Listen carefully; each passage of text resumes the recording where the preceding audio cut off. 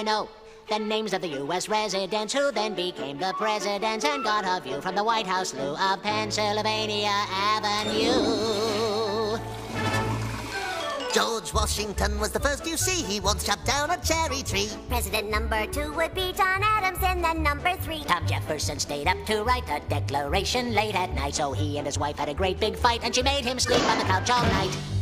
James Madison never had a son, and he fought the War of 1812. James Monroe's colossal nose was bigger than Pinocchio's. John Quincy Adams was number 6, and it's Andrew Jackson's butt he kicks, so Jackson learns to play politics. Next time he's the one that the country picks. Martin Van Buren, number 8, for a one-term shot as chief of state. William Harrison, how do you praise? That guy was dead in 30 days. John Tyler, he liked country folk. And after him came President Polk. Zachary Taylor liked to smoke. His breath killed friends whenever he spoke. 1850, really nifty, Millard Fillmore's in. Young and fierce was Franklin Pierce, the man without a chin. Follows next a period spanning 4 long years with James Buchanan. Then the South starts shooting cannon, and we've got a civil war. A war down south of Dixie. Up to bat comes old Abe Lincoln. There's a guy who's really thinking. Kept the United States from shrinking, saved a ship of state from sinking. Andrew Johnson's next. He had some slight defects. Congress each would impeach. And so the country now elects Ulysses Simpson Grant, who would scream and rave and rant. While drinking whiskey, oh, the risky, 'cause he'd spill it on his pants. It's 1877 and the Democrats would gloat, but they're all amazed when Rutherford Hayes wins by just 1 vote. James Garfield someone really hated 'cause he was assassinated. Chester Arthur gets instated. 4 years later, he was traded. For Grover Cleveland, really fat, elected twice as a Democrat. Then Benjamin Harrison, after that is William McKinley up the bat. Teddy Roosevelt charged up San Juan Hill. And President Taft, he got the bill. In 1913, Woodrow Wilson takes us into World War I.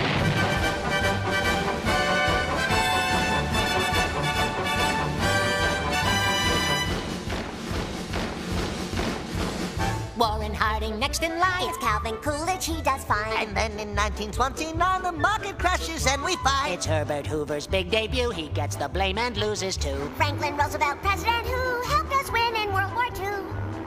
Harry Truman, weird little human, serves 2 terms and when he's done. It's Eisenhower who's got the power from 53 to 61. John Kennedy had Camelot, then Lyndon Johnson took his spot. Richard Nixon, he gets caught, and Gerald Ford fell down a lot. Jimmy Carter liked campaign trips. And Ronald Reagan's speeches, scripts all came from famous movie clips. And President Bush said, read my lips. Now in Washington, D.C., There's Democrats and the GOP. But the ones in charge are plain to see. the Clintons, Bill and Hillary. The next president to lead the way, well, it just might be yourself one day. Then the press will distort everything you say. So jump in your plane and fly away.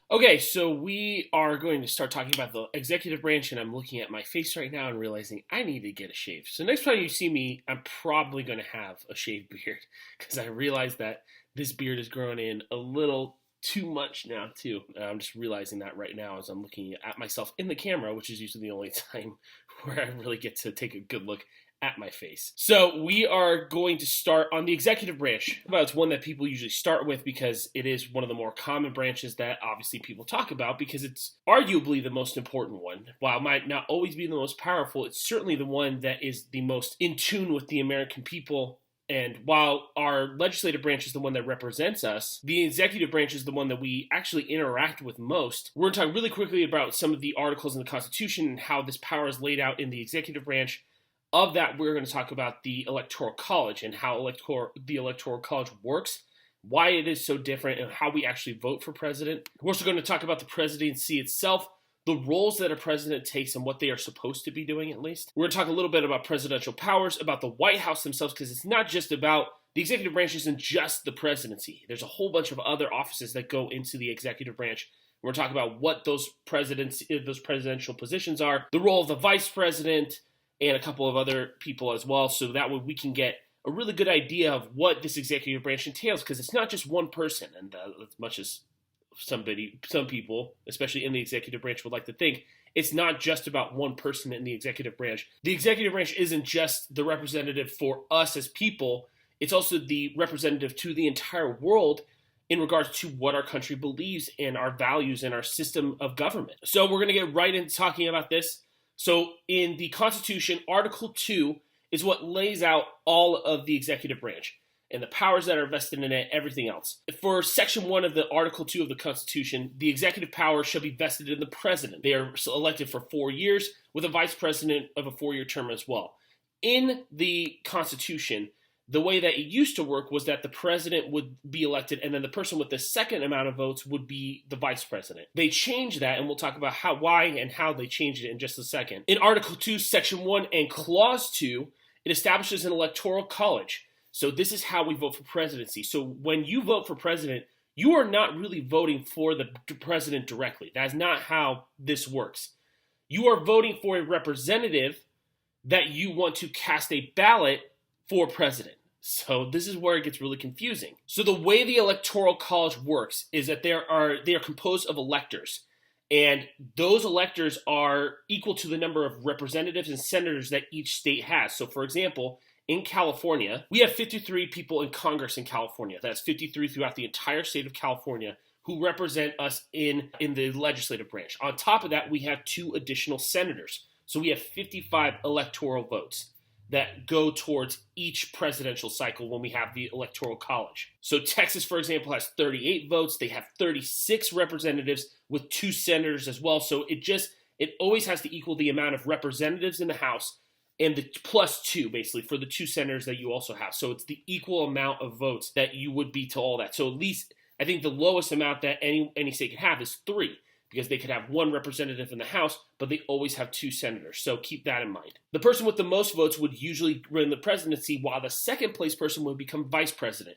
And this, at the beginning of the presidency, caused a huge amount of fighting in between the Democratic Republicans and the Federalists, so the 2 parties that Hamilton and Jefferson created. And this happened in the election of 1800, where there was a tie in the Electoral College, and they kept consistently voting. And it even led to Hamilton, who hated Thomas Jefferson, and we've talked about this earlier in the semester, but Hamilton, who hated Jefferson, he backed Jefferson over Aaron Burr, who eventually became Jefferson's vice president, and Jefferson became president. And this was such a weird moment where a lot of Federalists ended up voting for Thomas Jefferson, who was about as anti-Federalist as you can get, over a guy like Aaron Burr, who was also part of Jefferson's party, but who did not really like being a part of Jefferson's party at all. It was nowhere near as ideological as Jefferson was. This led to, not directly, but but was part of the reasons why Burr eventually killed Hamilton in a duel. I want to do eventually a whole lecture on Hamilton and Burr's duel. I don't know where else I could fit it. It's not a history class, but it's a really interesting topic to talk about. It's basically the ending of the entire play of Hamilton. If you guys ever want to listen to, I think I'm going to put that up too. They talk about the election of 1800, which is a really good song in the play. But this was actually changed. This is an amendment that was made. The 12th Amendment made 2 separate votes from the president and the vice presidency. So basically, when you vote for president, you're voting for a president and a vice president on one ticket. So it created 2 separate votes. So when a president is voted in, that vote also goes with their running mate. The way our modern electoral college system works now is that there is a state convention. So this is where everything starts. You'll see a lot of state conventions start with like the Democratic State Convention, usually 2020. So in Sacramento is usually where they hold this because we're the capital of California. They usually have a huge gathering here. So you can find out who your electoral voters are. So they choose a representative of each party. So for example, let's say it's in California. In California, they choose 55 people who are going to be the representatives of each vote that California has. So when we are voting in the election, we are voting for those electors of that party. So you are voting directly, you're voting for a president when you write it down, but you're voting for an individual who's going to vote for that president, if that makes sense. I'm going to make sure I say it again so that way you guys understand this. When you have a ballot, and you have a president on there, you are not directly voting for that president. You are voting for a person who will vote for that president in the Electoral College. We have an election vote mostly for Democrats in California, especially. We mostly vote for Democrats. All 55 of our electoral votes go to that one candidate for president. So all 55 electors are probably going to vote for that president that they have said they're going to vote for. So on election day, each election day for president or for a lot of other positions is usually the Tuesday following the first Monday in November of that year. So in 2020, it's going to be the first election day, the first Tuesday after the first Monday. So next year, when it's actual election day, it will be November 3rd. So then once those are all slated, once they have all been counted, the electors for the presidential ticket that receives the most popular votes is appointed. If the Democratic Party gets the most electoral votes, those electors are going to be the ones who go to the Electoral College to vote for president. And those would be the Democratic ones. But then the Texas ones, they would be Republicans. They would have their electors voted in, and they would go to the Electoral College, and they would vote for the president. Now, the electoral vote is a different thing. So the vote takes place on the Monday after the second Wednesday in December. Electoral votes by ballot for the president and vote another for the vice president. Now, they don't all go meet all together necessarily, but they all go to their state representatives. So everyone who votes for president in California will come to Sacramento, and they will cast their vote for president, and will tell who are the ones who they are voting for. When Trump was voted in, they had a general idea that he was going to win because most of the people who said that they were electors were going to vote for Trump. So that's how they knew Trump was going to be president. Now, that's why he was not officially president then, because they need to confirm those votes later on. Electors can change their vote. They are not obligated to vote for that person that they said they're going to vote for. So, for example, there was one guy, I think, who did not vote for Trump, even though he said he was going to. And it caused a little bit of a stir, but it didn't really matter. Trump won by enough electoral votes where that really didn't matter too much, because there's that difference between the Electoral College vote and the popular vote. And this is what happened, where Hillary Clinton won a lot of the popular vote because she had won a lot in California and a majority in other states as well, where there was a lot of people who were represented by who wanted her voted in as president. But that was only for the popular vote. The Electoral College vote is what gives states more power for smaller states, where Missouri and like all these smaller kind of states that still have, it could give them some power. Even though California has a large population, it doesn't discount the smaller states and what they also want to vote for. So that's a big key distinction that you guys need to make. The difference between the popular vote and the electoral vote are really, really different. Hopefully people understand that more, especially after we just saw a huge amount where Hillary Clinton had won the popular vote, but Trump had only won of the popular vote, or had lost the majority of the popular vote, but still pretty handily won the Electoral College vote. So after the electoral vote, and once they count everything up, they are transmitted, and all votes are sealed and transmitted to the president of the Senate, who's the vice president at that time. The votes are tallied in a joint session, and what is needed is 270 votes out of 538 need to be for one candidate. And if they get 270 electoral votes, they are officially president of the United States. There are objection calls by the president of the Senate, If there's a yay vote, there's a separate consideration in each of the chambers. If there's a no, majority no, the election is done, and that is it. There's a certification of the winner is announced. Once they certify this, there is a official inauguration, which is where the president is sworn in. And this is why this is not a direct democracy. This is a representative democracy. We represent people to go vote for the president. So while we have a direct and popular vote for our representatives in each state, for our Senate and for our local representatives, we do not have a direct vote for the president of the United States. Some people have called for an abolishment of the Electoral College. I think that might be a fair conversation to have. I mean, we've had 2 elections now, not just Trump and Clinton, where there was a majority of people who wanted to vote for one candidate, but the Electoral College said something else. But there was also a majority of people in the Bush-Gore election who also wanted Gore by a very smaller amount than Clinton, who still wanted Gore over Bush. And the Electoral College, same thing, came out with Bush was the winner eventually. The Electoral College was meant at the time to protect people from populist voters. And funny enough, they kind of helped vote a populist in. And that's a weird concept. But basically the Founding Fathers felt there needed to be a fail-safe in case there was somebody who they really felt was dangerous, that the Electoral College could eventually vote somebody else in and not just be... They were trying to protect against the rage of the populace, basically. They did not want people to vote just off of feeling and conscience. They wanted people to vote with their head.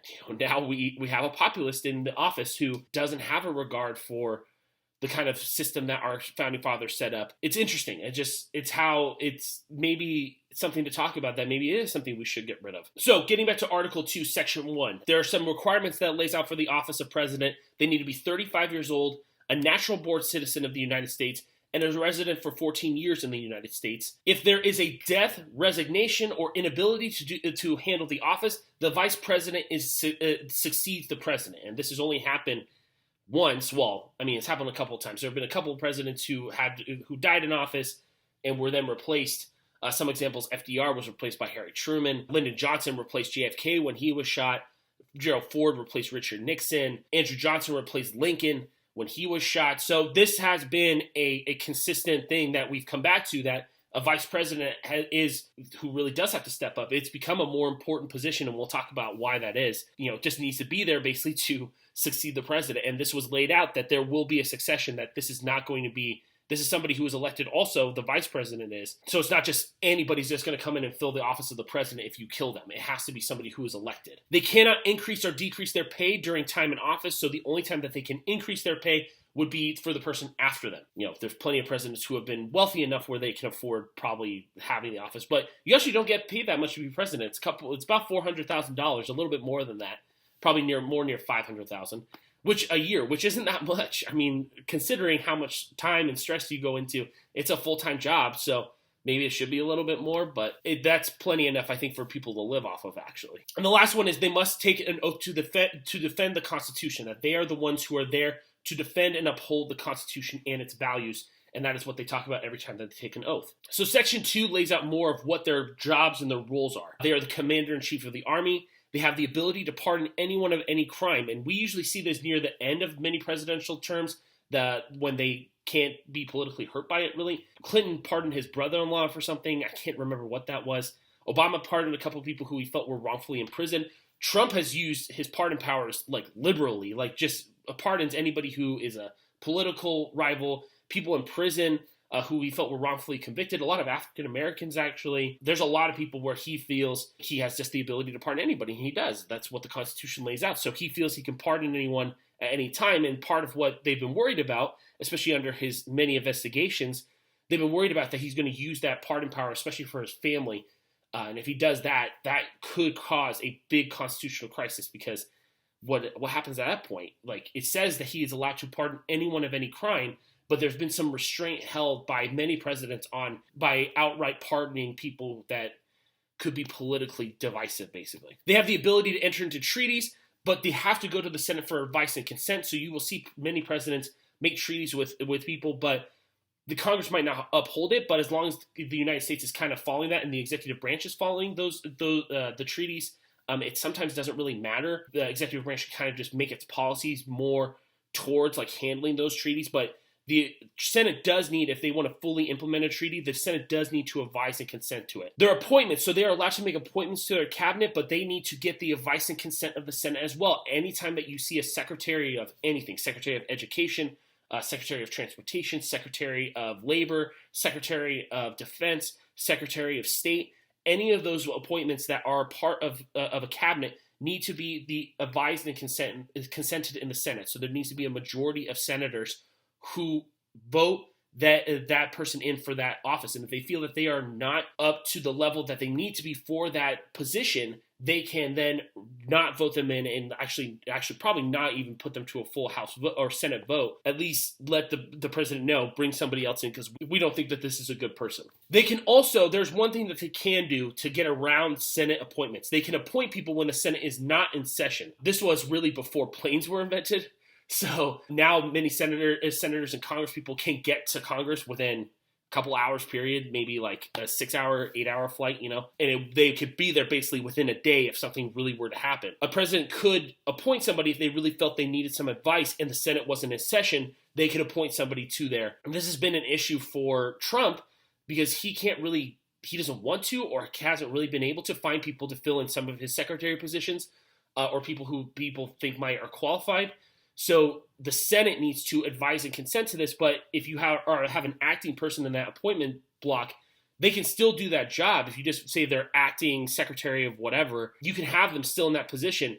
They might just need to be brought in later on, or you can just wait and find somebody who really you like. Maybe they don't like them. Section 3 talks about how the president must give a State of the Union before Congress at least once a year. This is only, so once a president is voted in, like in January and February, like their first year, they don't need to give it, but 3 years at least, they do need to give a State of the Union. And this is just basically saying what their priorities are of the executive branch. It's a way for the president to talk to the people because the legislative branch and the Congress is the representative of the people. So this is the president coming before the people and saying what their priorities are. This is always an interesting thing because it lays out the priorities and everything, and everyone tries to parse everything that happens in a State of the Union address and what the priorities of that executive branch are going to be for that upcoming year. They can convene Congress as well. So if they want to talk to Congress about an important issue, this happens during like times of war, like in World War II, FDR was convened a session of Congress to talk about the attacks on Pearl Harbor and what his plan was. And this was a way for him to talk to the people and to the Congress and to the government and let them know that they could no longer sit idle by and wait for things to happen. They needed to do something and act. And so he was going to tell Congress, this is what I plan on doing. They may receive ambassadors too. So since this is the branch of government that is the outreach to all the rest of all the rest of the world, they are allowed to receive ambassadors. And I mean, part of their job is to uphold the State Department, which is the literal diplomatic arm of the United States government. So if they have somebody and they can see somebody, this is where ambassadors from other countries can come talk to them about issues that they might have in common ground or see if they have any significant issues that they need to resolve. The last section, section 4, and this is probably the most important one, especially right now, a president can be impeached. So this is really important to lay out that a president isn't just there for life, that a president can be removed if they do not act within the laws of the United States. They are not above the law, and they are allowed to be removed from that office. It was a way to limit the powers of the presidency and to kind of control the presidency because the Congress, especially one that is hostile to their policies, could look and be like, yeah, we're going to impeach you. We're going to take you out of office if you act unlawfully, if we find that you've acted unlawfully. Impeachment is a really serious process, and we talked about this in our last lecture with the legislative branch and talked about it certainly over the last couple of weeks. But this is something where impeachment is going to be a big issue over the next couple of years because this is obviously a big threat that each president sometimes faces. People talk about it all the time, maybe not seriously, but it's been used enough over the last couple of years now. This power has been talked about, and now it's seriously being implemented potentially. So impeachment is a huge power of Congress. It is a limitation on the executive branch in that way, in order to control it and make sure that it is living under the guidelines of the law. So the role of the presidency. Now that we've laid out the constitutional role, the role of the presidency has really changed just from the time of the Constitution. It is not what it used to be. The president is the chief administrator of the United States, meaning that they make sure that government is functioning properly. They want to appoint people who they feel would adhere to the goals of their administration and to the government of the United States. So when they put people in to roles, they are putting them not only as a way to advise them, but also to run their government. They usually are the ones who are held ultimately accountable for all government-related issues. Even if it's something that happens with the legislative branch or the judicial branch, it usually falls to the presidency to solve the issues of the United States and what they are. That people blame them mostly for all the problems that they face, even if it might be a problem of the legislative branch. It ultimately falls to the president to figure out the issues that we do have and to try to bring everyone together to solve these issues. When they're president, they have a big role in their party. They're the leader of their party by chance, just because they are voted in. Most of their priorities are also the priorities of their party, of their congressional party. So whatever policies their party wants to go forward with, they are ultimately there to fulfill that policy and those rules. If we vote a Democrat in, we expect somebody who probably is going to fulfill the role of being like expanding government and rights and government power. That's more of what we expect from Democrats. From Republicans, we expect somebody who's going to limit government, who's going to limit taxes, who's going to limit government power. And we vote people in kind of back and forth. Whenever we seem to vote a very liberal person in, we always seem to lay it out with somebody who's really conservative. And it's a good way to kind of make sure there is a check on when we expand government, we also limit government. Now, there are major functions that the presidency has that they no longer they didn't really have when they first made the presidency. It's just been what has expanded since especially the time of World War II, where America kind of really became a full-fledged global power that we see now. The first one that I talked about is diplomacy, and this is a big issue for our current presidency, but diplomacy has been a really key part of building America's power. It's the ability to conduct direct negotiations with other countries, especially ones that we find hostile or ones that we are friends with. That ability to directly negotiate with another country is a big part of being able to survive in a huge global world like we have. They can negotiate in secret or out in public. A lot of people like the secretive nature a lot of countries too like the secretive nature of diplomacy sometimes, but the ability to kind of dictate policy in a global level is really important, and negotiating with another country depending on what's going on in the situation can be an extremely big power that the presidency can have, because they have that direct ability to control and to represent the United States government. They also have a lot of flexibility and speed, so unlike the powers of the legislative branch, which are more slow and methodical, where they debate, they really think, they pull stuff out, they add things, they subtract stuff. The ability of the presidency was to be flexible and speedy. And this was by design by somebody who I've just talked about, Alexander Hamilton. Hamilton was Washington's right-hand man for the Treasury Secretary, and really at a time where nobody knew what this presidency was going to look like, Hamilton was one of the few people who really afraid of the thought of the masses. Basically was really worried about a powerful congressional branch, a legislative branch. He really did not want that. And he was really afraid that Congress would make very stupid decisions. And the only way that you could really counterbalance that was with a very strong executive branch. This is where he kind of got labeled as like a monarch or monarchical. When he wanted a monarchy, he wanted to bring a United States monarchy, but that wasn't necessarily true. He just believed that a strong government was needed in order to combat the really sometimes stupid ideas of a large mass of people. He believed that the best way you could do that was to have somebody in there with enough knowledge and enough power they could respond to crises, and they could be flexible, and they could talk to people, and they could be the representative for the government, because they had seen what had happened when you don't have a central representative. If, like they did in the Articles of Confederation, you're going to look fairly weak to the outside world. And if you don't have that and one central idea and ideology in a government, that's going to be really hard to communicate what you want as a large government of what we have and a lot of representatives. They also have the power of emergency leadership. They have authority over the whole country, so they can declare whatever they need to declare. They have anything for a crisis, any crisis, global crisis. 9/11 is a good example.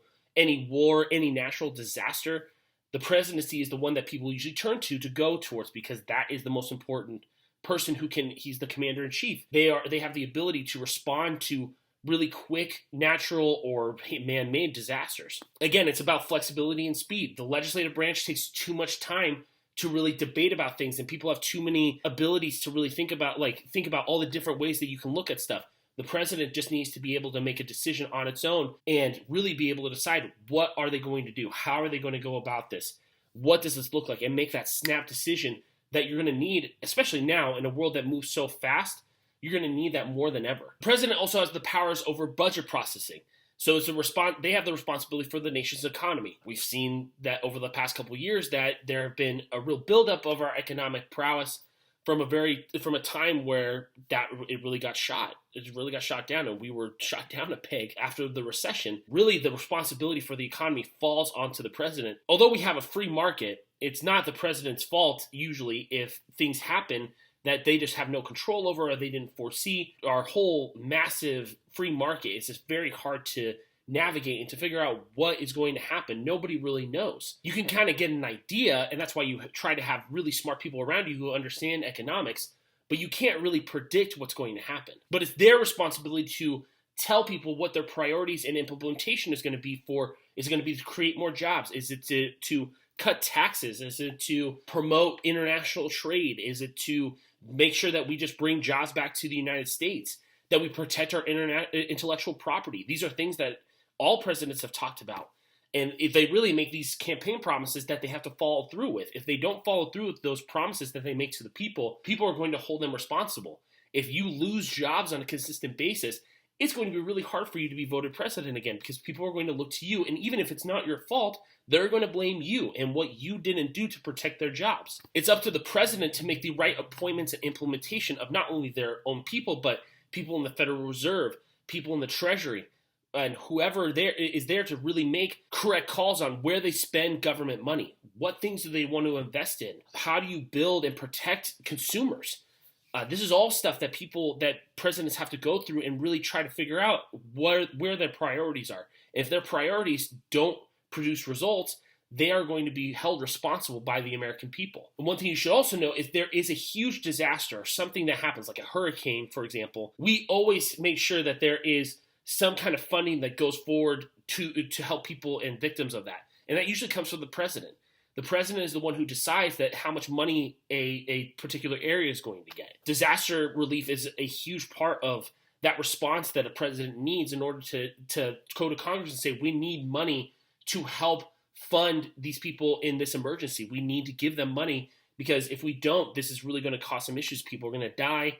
People might be very sick. If we don't take care of this, this is going to become a bigger issue. Given that they are commander-in-chief of the Army, they are there to respond quickly to any disasters that happen. 9/11 is a good example. That was basically an act of war. And that was a quick response that our government needed to have to decide how are they going to respond? Who is responsible? What is going on? How do we save people? And they have that ability to respond quickly to that. The presidency is the one that we all turn to when there are disasters like that. If there's a big disaster that the presidency is the one who's going to be there to make those decisions that can't be made just by a bunch of people. It has to be made by one person. They also are responsible for the institutional process. So government, their job is to make sure that government is run efficiently, that they put people in power who are effective at their job and effective at pursuing their ideology. You need to put people in power in your cabinet who are going to be effective at their job in implementing your ideology. If you believe in a strong military, for example, you're probably going to put people in there who believe in military power. If you're going to put somebody in the Defense Department who you don't think military spending is a priority or should be limited, you're going to appoint somebody who views those ideologies the same way. If you don't believe ideologically the same thing about government, they're not going to be a good fit for you in your cabinet because they're not going to pursue the things that you want them to pursue. They're going to pursue their own agenda. So it's really important that the president appoint somebody who is not only effective, but believes in the ideology that they believe in. If they do not do those two things, then that person is going to be a very ineffectual cabinet member for them. They're, lastly, symbolic. They are the face of the nation, that they are there being the face for everybody outside in the global community to look outward, and also for people inside our country. We look to them to lead in times of crisis, in times of hurt, in times of war, in times of sad moments, and really happy moments as well. We usually try, at least we used to, really turn to them in really triumphant moments. For the space race, for example, people turned to Kennedy to ask him how he felt about the space race and like the ability for the United States to really expand its global power. During times of great sadness, the president is usually the one who is there to comfort people and comfort the nation. And when we see them we gain some strength. At least that's the hope that you get when you have a president who is a leader like that. The next part is presidential power. So there's a couple of presidential powers that a president has that are not laid out in the Constitution. The first one is power of persuasion. It's the office of the president. When you hear the president wants a favor from you, that is a big deal. No matter who it is, that is a really big deal. So if you have a president who is asking for a favor, you know that they have some power and clout behind what they're saying. So you have some power to bring somebody there. If somebody's invited to the White House, that is a big deal. That is not a insignificant thing.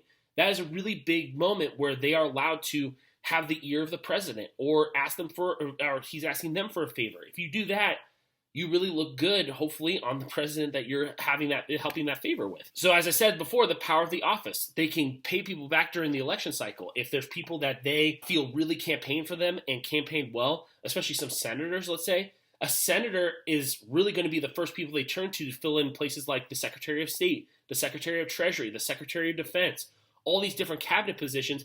The first people they're going to turn to are really high-ranking government officials. And if they back them in an election that helped them get elected, they're probably going to be the first people that get called to fill in those positions. Two examples are President Obama. Now, he had faced Hillary Clinton in the primaries and then was eventually elected president, but he turned to her first when he wanted a Secretary of State. He said, I want Hillary Clinton as my Secretary of State. And then after she retired and when she left the State Department, he turned to John Kerry, who was also a senator. All these people had backed Obama or had done something at a time where he really needed their help, and he turned to them for another position.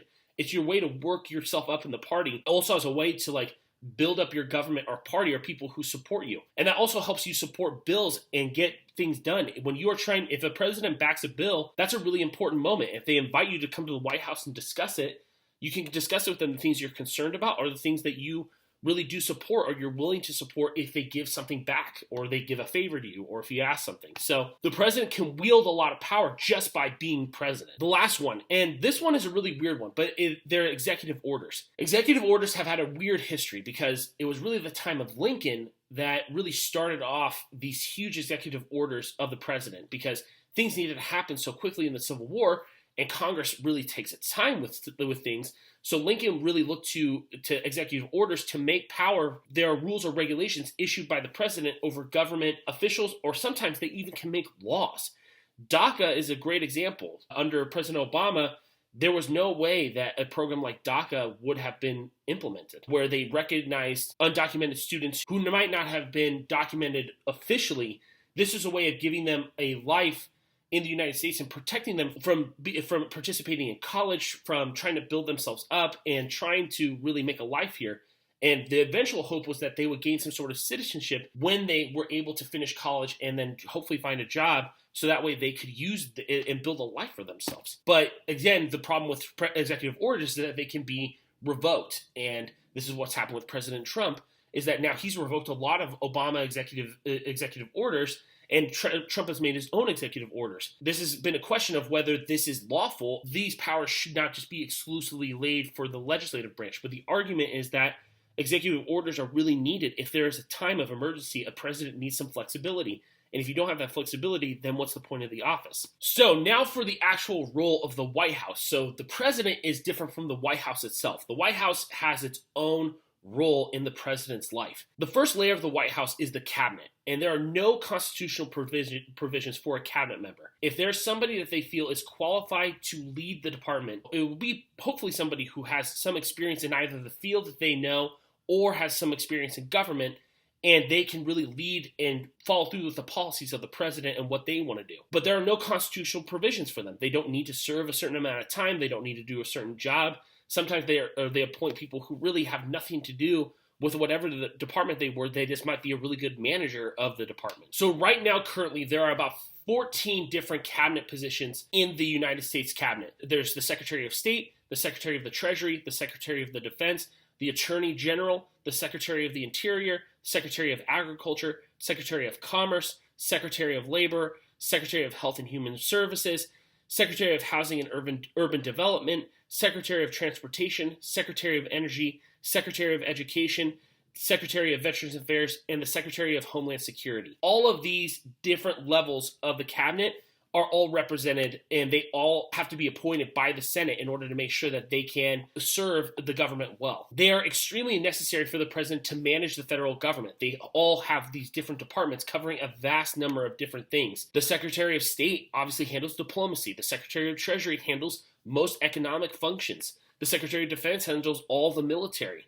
The Attorney General handles all of our justice system and everything that goes with that. The Secretary of Agriculture helps with agricultural needs of farmers and all that. Secretary of Commerce helps with all of our different commercial ventures. They help with advising on trade and different policies that the president can move forward with. So all these different positions are really important, and I would definitely suggest that you look through them and look through your books because they kind of lay out all these different positions more. I think it's really necessary to go over that, but unfortunately we don't have that much time in this lecture. And they are not only there to manage the federal government, but they are there to implement the president's agenda. So if the president has a certain view on how a department should be run, or how the government should be doing something, that secretary could hopefully match up with how the president thinks. And they advise the president on any decisions that are going to be needed for that particular issue. If they want to push forward a new bill, like for education, for example, let's say, their first person they're going to is probably their Secretary of Education, who's going to promote ideas that they can do to make laws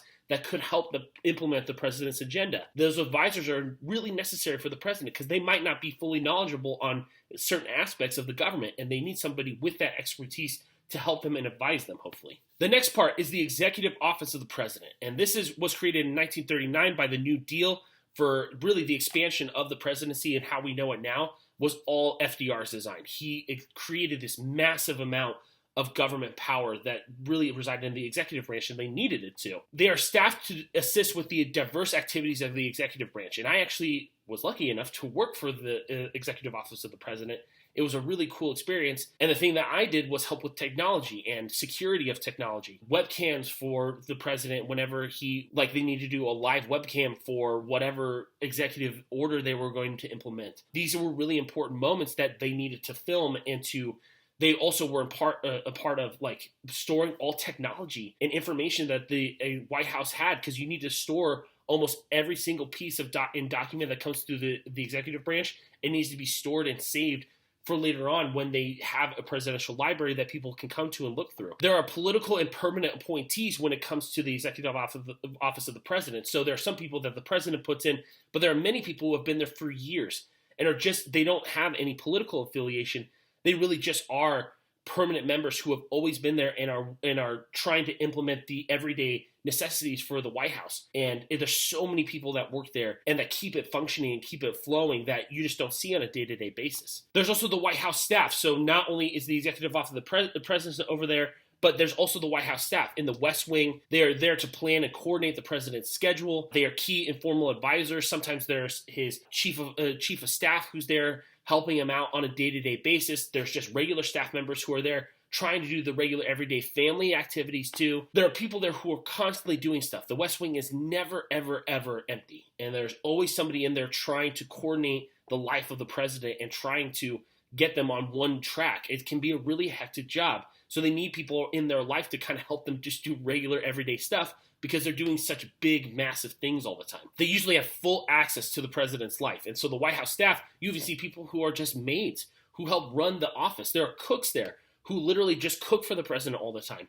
There are things that they can't do as a family or as a president that you just can't do on a normal life. The next office is a weird one too, because this is the First Lady. The First Lady, since we have only had men in office, we have only had wives as well who are their partners. And the First Lady is kind of a role that has slowly been defined over the course of many years. There's no official role for them in government whatsoever, but usually there is an office of the First Lady of the United States in order to be there and kind of they might do campaigns and campaign events.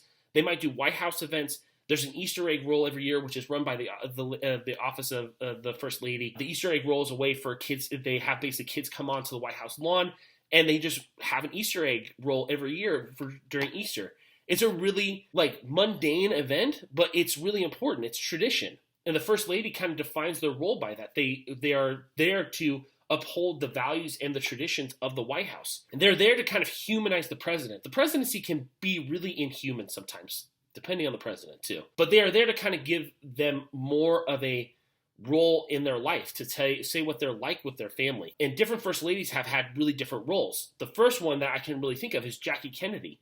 Jackie Kennedy was the face that people saw. She had a tour throughout the entire White House. She was one of the first ladies to take a video camera in there and let people see on television everything that was in the White House. It was an amazing moment because it really like humanized JFK, and it brought his profile up to a massive amount because people got to see what the White House was like, what she was like. She was very elegant. Michelle Obama is another example of this. She, I think, is a really good example of somebody who was always out there promoting the agenda of the president through what she cared about. So that was taking care of kids who didn't eat correctly and whatever it is. She really was a good person to be kind of like, she kind of almost made fun of Obama all the time. And that would be a way to kind of like, he was always kind of like the dorky dad, I felt like. And part of that was because of what Michelle did. Michelle Obama was out there promoting the ideas. And I think you can almost say that people liked her more than President Obama, which is pretty incredible. Like that she had that much recognition and notoriety that she wielded her own power. I think she was probably the most powerful first lady since Jackie Kennedy, where her style, the way she dressed, all these things really defined people for a long time. Jackie Kennedy, literally, people went off of what she wore. She was a not only a presidential political icon, but she was an icon for fashion. And that's a huge, huge role that you have in a society at large that you really don't think about when you are first lady and like a guy's running for president. How do they look? And there's some who are really like kind of more quiet and in the background, but do a lot of interesting projects, like Laura Bush. Modernly speaking, Laura Bush was a really good example of somebody who wasn't in front of the camera the whole time when her husband especially was going through some political issues, but she always was doing things with like helping kids read. She was a librarian before she became first lady. The biggest push she had was getting kids to read, and that's the first lady's office can be a really important role because it just kind of brings the morality of the presidency and gives them a real human aspect that we don't think about on a day-to-day basis. The final office that we're going to talk about is the vice presidency. John Adams, who was the first vice president of the United States, called this the most insignificant office ever created. I think he might have been a little exaggerating, but he was definitely shafted. He did not have any role in Washington's cabinet. They kept him out of cabinet meetings. Washington never came to him for advice. And when he became president, he kind of did the same thing to Jefferson, funny enough. And this is the vice president's role is just very odd because it just depends on the person. Their primary role is to wait until the president dies. So what do you do but just wait around sometimes? The biggest thing that they come for is people, I think, look to them more now than ever before to be like the counterbalance to whatever weaknesses the president has. So for Trump, he chose Mike Pence, I think, because Mike Pence really spoke well to like evangelical Christians who might be kind of wary about Trump.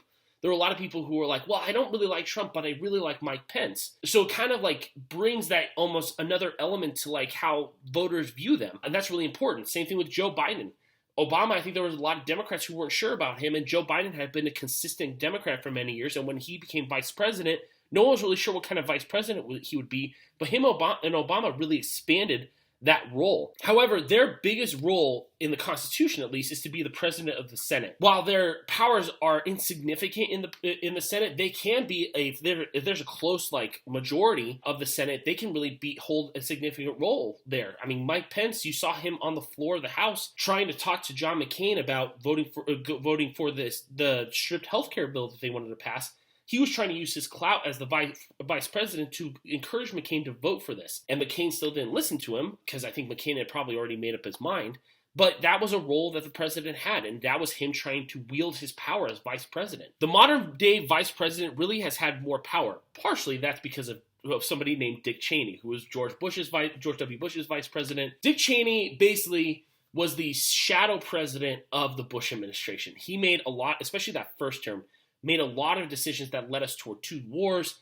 He was part of this very idea that basically the United States should always use its power in every part of the world. We should just do as much as possible to like promote our power. And Cheney kind of took over a lot of roles that Bush didn't want to do. He ran a lot of Bush's foreign policy for almost 3 years. And then when Bush finally realized how much Cheney had done and how much power he had, he kind of pushed Cheney to the side a little bit. Biden and Obama seem to have a really good relationship in terms of like that the president would look to Biden for a lot of advice and would look to him for different things that he might need. Biden seems and Obama seem to have a really good relationship after a while. I wasn't sure how their relationship was going to be for a long time, but they stuck with each other. And then Biden was a really good person for Obama to bounce ideas off of, and for Biden to take his own power and his role that he had as a senator and to use it to craft certain bills that he thought were important. Especially the last couple of years of of the Obama presidency, Biden was a big pusher on cancer research and trying to get funding for that. So I think those are really cool roles that the vice president has kind of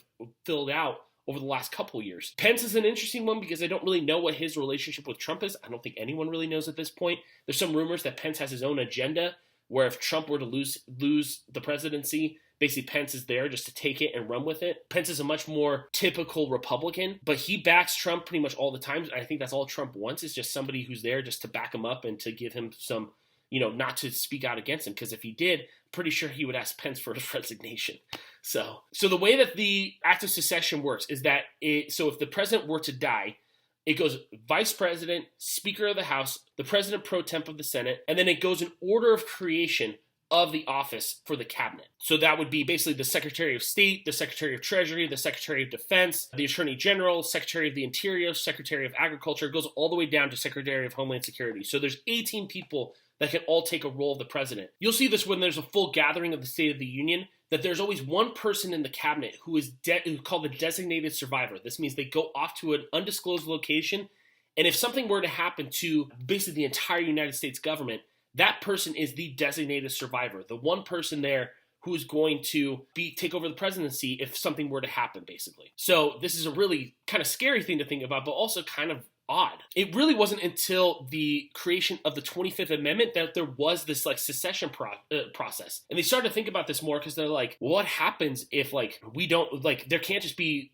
the president and the vice president and speaker of the House? What if there's more people? We just need to have like a full list of people who need to take over. It establishes procedures for filling vacancies in the office of the president and the vice president, as well as providing procedures to deal with the disability of a president. So this was a really important moment an important time because right after that, Nixon had just resigned and Ford had come in. Ford was there to take over and resign for the presidency, but Ford was not voted in by the people of the United States. Gerald Ford was the Speaker of the House at the time for Republicans, and so Nixon invited him to be his vice president, and then Ford was thrown into the presidency when Nixon resigned. And Ford had nothing to do with the Watergate stuff from what we know. Got away from that, but then he pardoned Nixon and kind of took the brunt of it in the next election because people were not happy that he did that. And then that's when he brought in Ford, and then Ford brought in Nelson Rockefeller, who was of Rockefeller Center, like really probably one of the most famous families in all of the United States. Rockefeller became the vice president to Ford. So there was this whole secession that they had to figure out and fill in and figure out how this was going. The procedure would be if they lost the vice president became the president, who would fill in for that vice presidency then? It needed to be somebody maybe who was voted in by the people. And then that's where this kind of secession line really, the people began to question that. This really came into full effect when there was an assassination attempt on Ronald Reagan. Reagan was shot actually a couple times. There was this whole thing where like the Secretary of State Haig claimed to be in charge of everything. But obviously the vice president was George H.W. Bush, who eventually became president. That was the whole thing was that the Secretary of State said he was in charge. And that was his whole thing until Vice President Bush came back to Washington. But really in that scenario, Bush should have been in charge the entire time. So nobody really knew who was in there. And like it was a crazy moment in the United States because nobody really knew who was acting as president when the president was shot. And they weren't sure if he was going to survive at that point. Who would become president then if the president isn't there on site? Luckily enough, when JFK was assassinated, Lyndon Johnson happened to be there. So he really he was automatically just took the oath of the office of the president when JFK died. They are able to transfer over the powers of the vice president to somebody else in case they need to. So this is it. Again, a very weird branch of government, like almost all of them, but a really interesting one. I think that unfortunately the office of the president has really kind of maybe grown too far, its powers too much in certain aspects, but it's really important that we should also question, like, do we need that? do we need to have, make sure that somebody does have enough power to do that. But a lot of what the powers of the president have also been centered around is the idea that anybody who is voted in would understand the presidency and what that meant and why it was so important to uphold the values and to limit their own powers. That almost all presidents, even if they believed in a strong presidency, really were able to rein themselves in because they understood the limitations that they were supposed to have on the office. And if one of the biggest things Hamilton realized, I think, was, and Washington realized, were that if somebody was put in power who really did not uphold those values, this could be a very dangerous position. And I think even more so now. I don't like putting words in mouths of people who were there, who had lived long ago, and I have never met them or anything. But I do think that there would be some questions that our founding fathers would have on what does the role of the presidency need to be. And I think there's many who would agree where we stand now, but we should also maybe discuss how we can put more limitations on the office, maybe by not limiting its powers, but limiting what their ability to affect government might be, and how they need to, maybe we need to put more rules in to protect us from certain aspects of people's personalities that could really harm the office and in turn harm the country. So that's it for me. I will see you guys next week. Actually, I won't see you next week. Well, I have one more video that I'm going to attach to this where we're going to be talking about people who are in the actual cabinet of the United States right now, talking about what important roles they play in there. And then I want to have another video where I talk about presidents and who they are and why they're so important, and how they made the office of the president what it is today and how they affected that. So I want to try to add that in as well, so that way you guys can get an idea of who made the office what it is right now and what effect that their roles had on it. There's been 45 people who have, all men unfortunately, who have all had this role. How have they all made an impact on that? So I'll see you guys later this week. I'll have more videos up, but next week is your exam, so make sure that you guys are studying through. If you have any questions, let me know. I look very, very much forward to hearing from you guys, and I will see you all in the next video.